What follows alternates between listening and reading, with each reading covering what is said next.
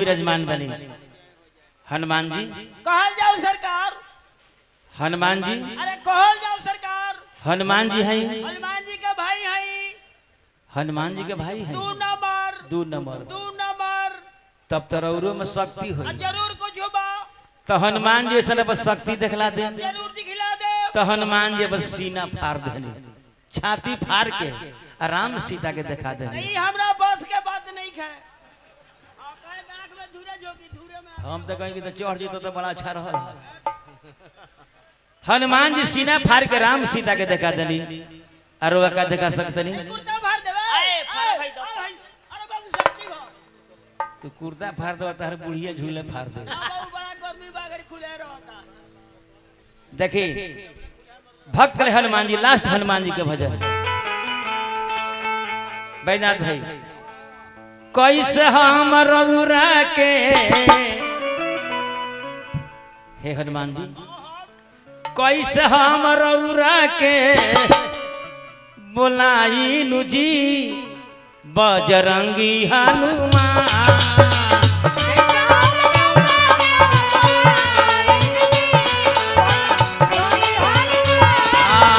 कैसे हम रघुरा के बोलाई नु जी बजरंगी हनुमान।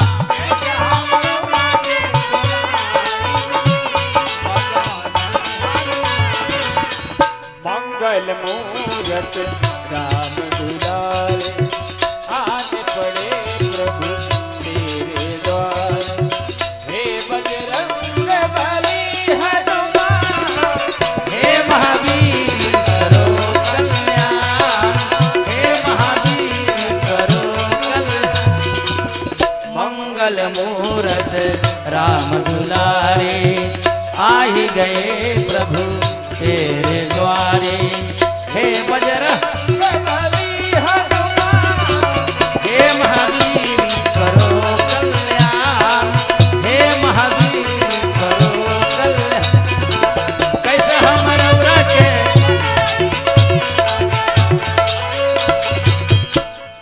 बालाजी फूड कोर्ट मालदह ब्रीत कुमार सिंह 1 मुठा रुपए देनी। हार्दिक अभिनंदन। राज स्वीट हाउस उर्फ फाट फुस्ट कार्नर मकसूदन जी की तरफ से 50 रुपए के पुरस्कार बार। हार्दिक अभिनंदन। बोलो बाबू।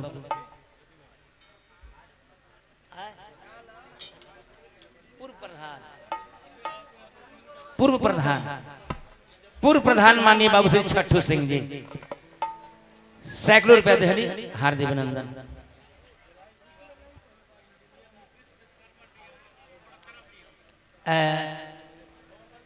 इंजीनियर मुकेश विश्वकर्मा कोलासरा डेहवा डिहावा 100 रुपए के पुरस्कार दिले बनी। हार्दिक अभिनंदन। हेलो अच्छा छठू सिंह उचरा पूर्व प्रधान जी के तरफ से बहुत पुरस्कार मिला। हार्दिक अभिनंदन। तनी शांति बनाई चाचा जी। हम का कहतनी त लखन जी के लागल बान मेघनाथ। ए भैया मेघनाथ लक्ष्मण जी के शक्ति बाण मार दिले। मेघनाथ लक्ष्मण जी के शक्ति बाण जब मार दिले तो सजवन बूटी पियावल गए तो लक्ष्मण जी जिंदा हो गए। सजवन बूटी का रहे, सजवन बूटी का रहे सेवरी के बैर। सेवरी के बैर भगवान राम खा गए आ लक्ष्मण जी घुमा के फेंक देनी।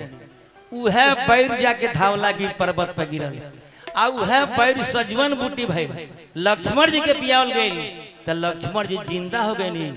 तो भगवान कहने की बाबू पुराण के चौरा पंथ तो लखन जी के लागल बान अब व्याकुर हरि श्री राम। लखन जी के लागल बान व्याकुर हरि श्री राम। ए हनुमान जी धावला गिरल ले वैली धावला गिरल ले वैली उठाई रोजी बजरंगी हनुमान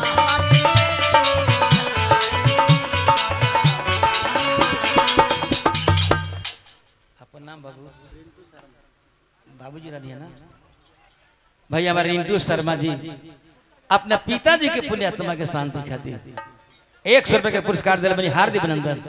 तो धावला गिरल ले वैली उठाई रोजी बजरंगी हनुमान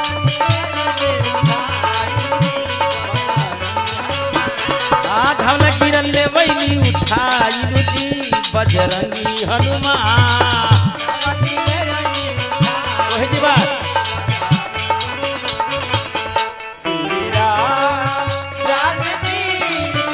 बैठे हैं मेरे श्री राम जानकी बैठे हैं मेरे देख ले मेरे दिल के नगीने में देख ले मेरे दिल के नगीने में श्री राम जानकी बैठे हैं मेरे श्री राम जानकी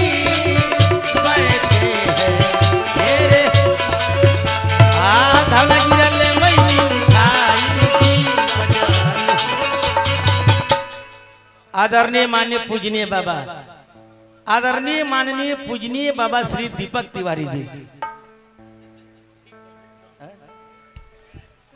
1 मुठा रुपए ले बने दीपक बाबा पूरा ब्राह्मण परिवार के हम चरण के गोड़ लगता नहीं। तो बाबू गायत्री ठाकुर को ऐसे गावे चीज के बबुआ तो अष्ट सिद्धि नवनिधि के दाता असवर दीन जानकी माता अष्ट सिद्धि नवनिधि के दाता असवर दीन जानकी माता त लंका के दिहनी जराइनु जी बजरंगी हन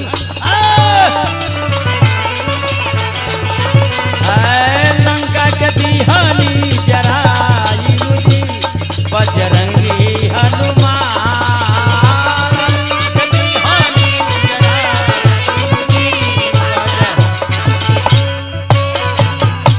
बोले बजरंग बली की।